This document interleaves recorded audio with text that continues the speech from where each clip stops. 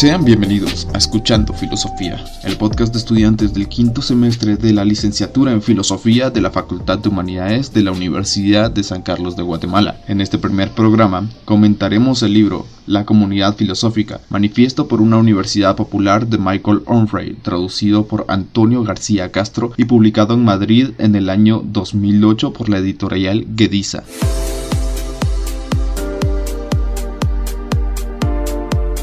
Michael Onfray nació en la ciudad de Argentan, Francia, el 1 de enero de 1959. Después de varios empleos, en 1979 ejerció como periodista en el Ouest France, un periódico francés regional creado en 1944. Fue así como financió sus estudios, doctorándose en filosofía a los 27 años, en la Universidad de Caen. Su tesis se tituló Las implicaciones éticas y políticas del pensamiento negativo de Schopenhauer a Spengler, criticado por reaccionario y populista, analizado y discutido sobre los más diversos temas de política, sociología, filosofía, educación, entre otros. En sus obras proyecta ideales de base hedonista, bajo parámetros éticos y ateos. Fue profesor del Liceo de Caen y fundador de la Universidad Popular de Caen en el 2002. En 1993 recibió el Premio Médicis de ensayo. Destacan sus obras El vientre de los filósofos, Crítica de la razón dietética, Antimanual de filosofía, La escultura de sí y La comunidad filosófica. Prolífico escritor, es autor de más de 100 libros académicos y de divulgación. En su obra se mezclan el hedonismo filosófico, el liberalismo reaccionario, el ateísmo y el cinismo. En algunos de sus escritos ha reivindicado la fuerza política de las microcomunidades y la familia. Desde el 2010 y cada verano hasta la fecha se transmiten en la emisora France Culture sus conferencias en la Universidad Popular de Caen. Título del libro: La comunidad filosófica, manifiesto por una universidad popular.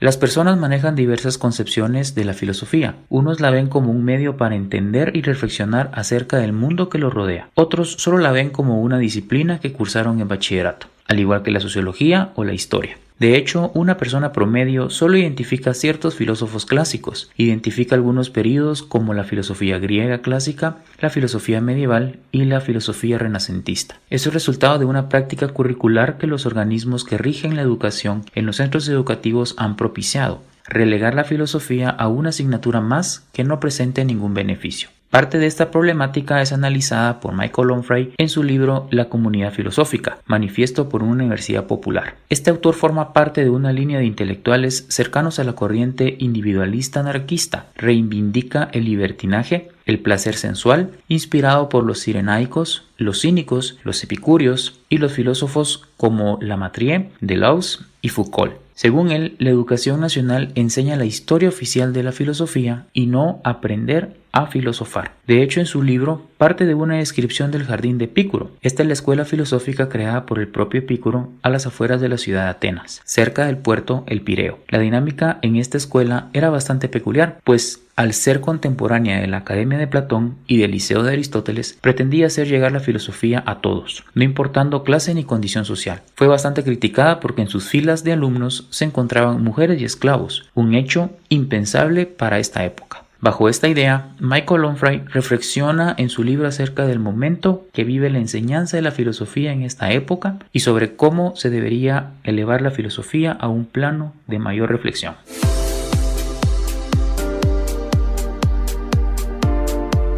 En la primera parte del libro, Onfray realiza una crítica a la enseñanza de la filosofía en el sistema educativo francés, señalamientos que pueden sernos muy útiles para analizar nuestro propio contexto. José Chávez, estudiante de filosofía, nos comenta al respecto. Michael Onfray, en su manifiesto, problematiza la enseñanza de la filosofía y presenta su postura sobre cómo debería ser enseñada, señalando los obstáculos para que se convierta en una experiencia práctica y significativa. Onfray pregunta: ¿quién es un filósofo? ¿Cómo se decide quién es un filósofo y quién no lo es? ¿Cómo distinguimos la verdadera filosofía de una aparente? Con una serie de cuestionamientos de este tipo, Onfray nos advierte que hacer filosofía no es lo mismo que hacerse llamar filósofo. En muchas ocasiones a los personajes quienes hoy reconocemos como filósofos no lo fueron en sus inicios o no aspiraban a ello. Tal es el caso de Sigmund Freud con el psicoanálisis, Friedrich Nietzsche en la filología y poesía o Albert Camus en la literatura. Entonces, ¿cómo se reconoce a un filósofo?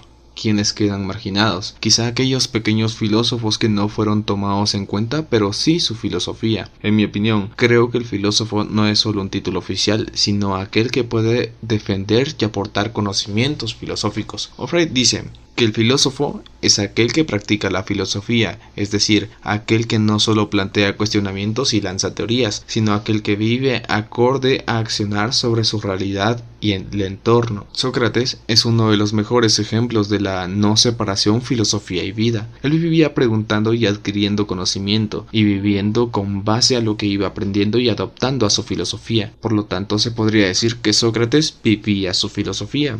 Según Ofray, las actitudes del filósofo deben reflejar su filosofía. En otra parte, comparando religión y filosofía, Ofray dice que la filosofía se aproxima a la vocación religiosa, se asemeja a una transfiguración espiritual, o en otras palabras, a una conversión del modo de vivir y de pensar en la persona. Para Ofray, la filosofía y religión no son tan distantes como se cree, y de hecho nunca estuvieron tan lejos. Ambas exigen una evolución o transformación, un cambio de vida, tanto en la vida física o terrenal como en la vida espiritual o intelectual. De aquí parte Ofray con un pensamiento más socrático que platónico, suturando la división de los mundos, el sensible y el inteligible. Este cambio es notorio en aquellos que viven su filosofía. Se trata de una especie de metamorfosis, ya que hay un cambio de vida, de una vida mutilada, como él la llama, a una vida solamente externa y parcial por una vida filosófica. Ofray enfatiza en la idea de que el filósofo es filósofo porque su vida así lo demuestra, en su relación consigo mismo, con los otros y con el mundo en general. Se trata de una filosofía no solo teórica, sino una filosofía también práctica. Ahora partimos a un cuestionamiento del por qué no se nos enseña la filosofía a una temprana edad, sino que hasta mucho después. Según Ofray, la enseñanza de la filosofía es posible en la niñez si se entiende esta asignatura no como una memorización de autores y teorías, sino como la puesta en práctica del pensamiento reflexivo, intuitivo y crítico. El profesor de filosofía debe motivar la duda, guiar el razonamiento y dar rienda suelta al asombro. En Guatemala se imparte una clase de filosofía hasta los últimos años del bachillerato, y en muchas instituciones ni siquiera se imparte. En las escuelas y colegios se suele dar prioridad a otras asignaturas como el lenguaje, matemática, inglés, sociología, y claro, estas son muy importantes, pero también lo es la filosofía. Parte de esta problemática sucede porque en muchos casos la asignatura en filosofía ni siquiera la dan los profesores de filosofía. De ahí que las instituciones educativas tengan también mucha responsabilidad en este problema. Por otro lado, ¿cómo se podría practicar la filosofía hoy en día? ¿Y cómo pueden acceder otras personas a ella? Actualmente la mayoría de personas, niños y adultos, viven en forma mecánica o dominadas por la estimulación sensorial, lo que las hace ver el mundo como algo sensible. Ofray opina que la sociedad mata al filósofo que hay en el niño al reprimir el cuestionamiento, la curiosidad, el querer del saber natural del niño. Todos en distinta medida nacemos siendo filósofos. Debemos procurar ser maestros en el arte del saber como en el arte del vivir, y luchar constantemente contra la deshumanización.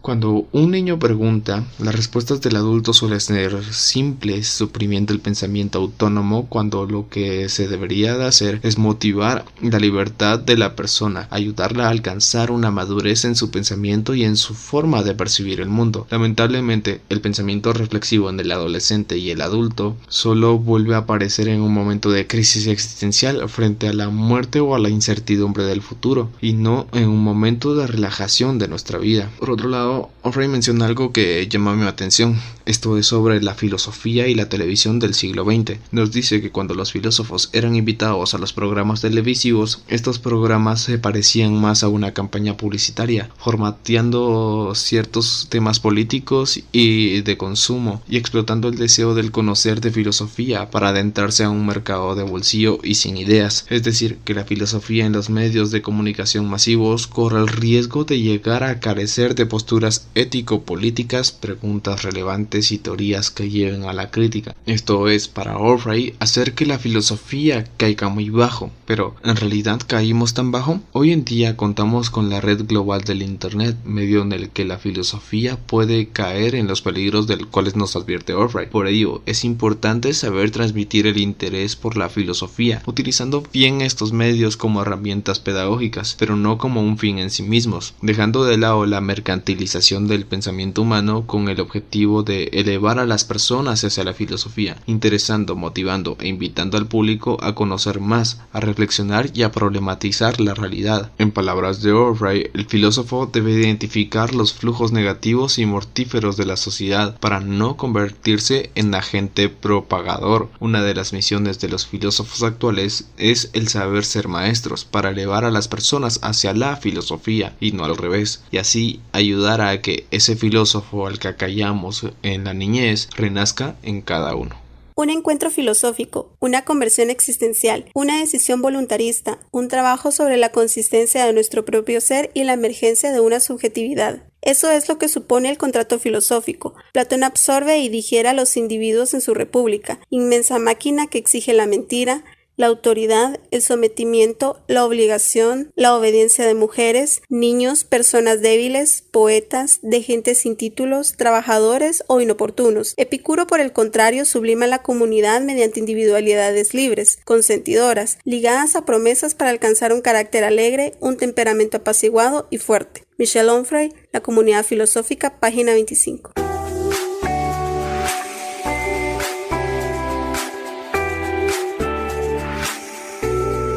En la segunda parte del libro, Onfray presenta su propuesta para mejorar la enseñanza de la filosofía. El estudiante Freddy Pérez comenta al respecto. Onfray, en la segunda parte de su libro, invita a pensar, para la enseñanza de la filosofía, en un modelo de escuela y una universidad bastante alejado de la república platónica, en la que el rey filósofo o filósofo rey rige en la cima de la pirámide social, haciendo del saber un mecanismo para ejercer el poder sobre los otros. Rechazando cualquier práctica autoritaria, Onfray prefiere el jardín de Epicuro. En su manifiesto, habla en contra de la exclusividad de la legitimación escolar y universitaria, es decir, en contra del elitismo exclusivista de la academia o el liceo. En contrapartida, defiende un elitismo para todos. Cualquiera puede acceder a este bien siempre y cuando lo desee y trabaje por ello. En otra parte dice que todos nacemos filósofos, pero la familia y la escuela se encargan de matar al filósofo que existe en cada niño. Toda duda, curiosidad y capacidad de maravillarse se resuelve con una apenadora lista de respuestas preelaboradas. Así, ya no hace falta dudar, sino solo aprender de memoria las mismas preguntas y las mismas respuestas. ¿Por qué pensar por cuenta propia?, pregunta Onfray con sarcasmo, cuando se puede obedecer por cuenta de los demás. También se pronuncia en contra de la reducción académica de la filosofía, es decir, de una filosofía solo para filósofos, con una jerga privada e inaccesible para los no iniciados. Una filosofía acercada en un enciclopedismo estéril, segura entre frases memorables, problemas clásicos y filósofos oficiales. Para el filósofo, dice Onfray, el lenguaje solo es un medio que hay que saber utilizar para lograr otra cosa más elevada, más importante y esencial, un efecto producido en la vida cotidiana. El efecto benéfico sucede primero en la persona del propio filósofo, solo así éste puede aspirar a guiar a otros. No se trata finalmente de rebajar la filosofía a las masas, tal como lo pretenden algunos libros del tipo Kant en 15 minutos, ciertos cursos de coaching o algunos canales de YouTube, lejos de estas falsas promesas, ya que prometen lo esencial cuando solo son, en el mejor de los casos, un resumen superficial o una invitación a saber más. Lejos de todo ello, debería mostrarse los frutos del cultivo de una vida filosófica. Onfray nos advierte sobre el peligro de la subordinación de la filosofía a los valores nihilistas del mercado, ya que según él, de lo que se trata es que las personas interesadas en la filosofía se eleven hacia ella y no es simplificarla para que la entienda cualquiera con el mínimo esfuerzo. Su propuesta para la enseñanza de la filosofía busca un cambio de forma, de método podemos decir, no de contenido. Onfray hace un llamado a restaurar la práctica antigua y su preocupación por la conversión en la perspectiva de una creación de sí mismo, condición primera de lo demás. Si consideramos a la filosofía esencialmente como un bien bien en sí mismo y no como un medio para alcanzar algo ajeno. Tal creencia tenían al menos algunos filósofos antiguos. Este bien no puede ser como el de las ciencias particulares, el cual se encuentra en la capacidad de producir los efectos previstos en un área particular del mundo. La filosofía solo es inútil en este sentido, pero como camino para alcanzar el conocimiento y la posesión de uno mismo, es el saber más útil de todos. Si la filosofía es un bien, y al menos en esto podemos estar de acuerdo, lo es primero y ante todo para el propio filósofo. El amor a la sabiduría nos hace bien. ¿Quién ha investigado la relación entre la salud del alma y la filosofía? Decir que el conocimiento en química o matemática hacen bien al científico en su persona y más allá de cualquier otra utilidad suena raro e incluso es un contrasentido para el científico pragmático. Pero se podría preguntar, ¿no puede ser el conocimiento un medio para alcanzar el bienestar psíquico del científico? Y en efecto, el conocer puede ayudar a mejorar la salud, pero en este caso sucede como con el médico. Es indiscutible que la ciencia médica tiene como fin la salud del organismo y que a esta no interesa al hombre general sino el caso particular, pero ni el conocimiento en medicina ni la curación del organismo parecen ser un bien que se prefiera por sí mismo, sino que se valora como un medio para alcanzar la salud del cuerpo, para continuar viviendo, incluso insatisfechos, volcados al mañana, huyendo del momento presente. El cúrate a ti mismo no solo constituye un comentario irónico sobre la práctica médica, sino que además puede ser interpretado como la imposibilidad para las ciencias de proveer un conocimiento que permita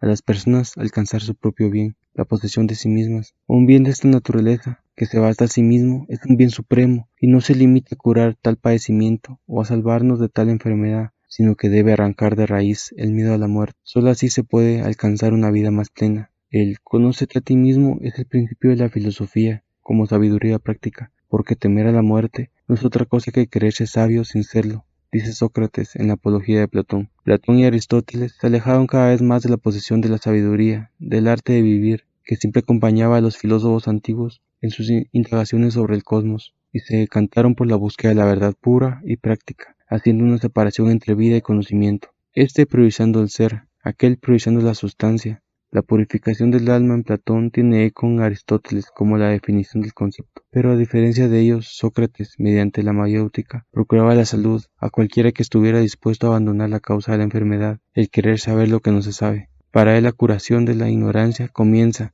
con tener el coraje de reconocer el valor de no saber, y esta se logra mediante el diálogo. Michael Onfray, retomando para la filosofía este principio, el de la no separación entre saber y vida, al que llama sabiduría práctica o práctica existencial, realiza una dura crítica al sistema educativo en general y a la enseñanza de la filosofía en particular. Porque si la filosofía es un bien en sí mismo, no debería el filósofo en consecuencia aspirar a vivir filosóficamente, y si por ello la filosofía es un bien supremo, ¿acaso el filósofo no se sentiría por naturaleza inclinado a enseñar a otros a procurarse este bien?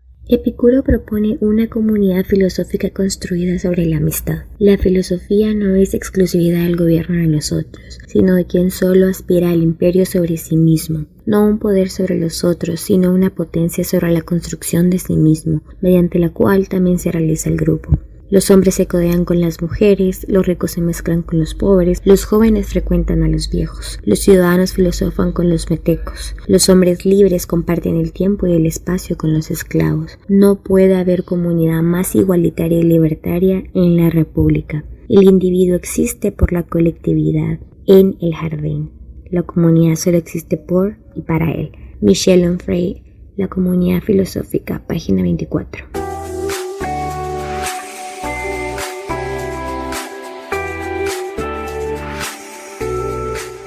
Michael Onfray en su libro resalta: Epicuro pensaba, contra Platón no es de extrañar, que no hay edad para filosofar. Nunca es demasiado temprano, nunca es demasiado tarde. Si nunca es demasiado temprano, no hay un umbral mínimo. Con estas palabras, Michael Onfray expresa su pensamiento en forma contundente. La filosofía es un derecho de todos y su enseñanza no solo es imposible, sino que además es necesaria en los distintos momentos de la educación del niño, así como lo es en cualquier etapa de la edad adulta. Basta con tener amor al conocimiento y mucha curiosidad, a sabiendas que, para profundizar en la filosofía, se requiere de la mayor dedicación. Para un adolescente, el contacto con la filosofía debe permitirle realizar sus propias preguntas sobre sí mismo, pero también sobre los fenómenos que lo rodean, convirtiendo lo habitual y cotidiano en profundas incógnitas a resolver. Además, la filosofía es un excelente guía en la búsqueda de identidad y del sentido de la existencia. Promover, por medio de la asignatura, el desarrollo del pensamiento crítico, comenzar a formar un criterio propio, porque eso es filosofar. desarrollar competencias propias de una enseñanza a nivel diversificado y no solo enseñar la historia de una filosofía ajena a la vida. Onfray resalta esta idea en la siguiente cita: así se deberá evitar fabricar sujetos, ciudadanos, personas para la sociedad, el Estado, la nación, la república o la empresa. Así formaremos por fin individuos derechos y en pie. La enseñanza de la filosofía debe de buscar el desarrollo integral del individuo, permitiendo la capacidad reflexiva sobre lo que la sociedad le presenta, ampliar la intuición para diferenciar y discutir sobre los modelos que la posmodernidad le facilita. La filosofía debe ir en contra de la formación de ciudadanos sin criterio, aquellos que no sabrán cuáles son los verdaderos senderos para construir una sociedad más equitativa.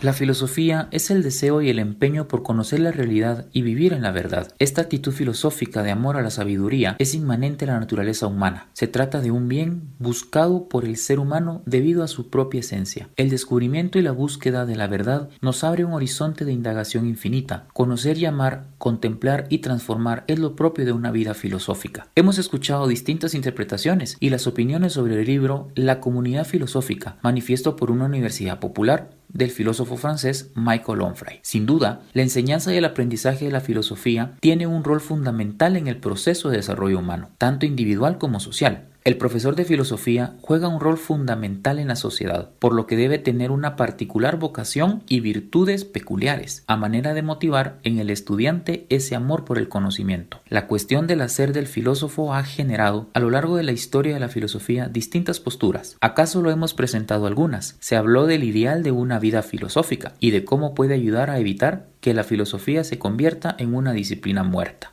Ahora es una tarea de todos reflexionar sobre el papel del filósofo en una sociedad posmoderna, advertido del peligro de seguir ciegamente las modas filosóficas, sabiendo aprovechar las herramientas digitales como medios pedagógicos y no como fines en sí mismos. Es claro que una asignatura de filosofía en educación media no puede ser una disciplina más dentro del currículum, o peor aún, un conocimiento confiscado, es decir, una asignatura reducida a un lenguaje hermético lleno de tecnicismos o una lista de citas célebres y problemas ajenos a los dilemas del mundo o extraños a las necesidades de la vida individual y social. Conscientes de la posición marginal en la que se encuentra la enseñanza de la filosofía en nuestra sociedad y de los retos a los que se enfrentan los profesores bajo este sistema, este podcast es una invitación a repensar la enseñanza de la filosofía y a motivar nuevos debates entre investigadores, estudiantes y demás sectores interesados en la filosofía. En un momento en que el profesor ha perdido el papel del único detector del saber frente al almacenamiento masivo de información accesible por Internet, resulta fundamental ensayar nuevas metodologías y provocar experiencias de aprendizaje significativo, dotando al estudiante de las herramientas necesarias para filosofar, o como dice Onfray,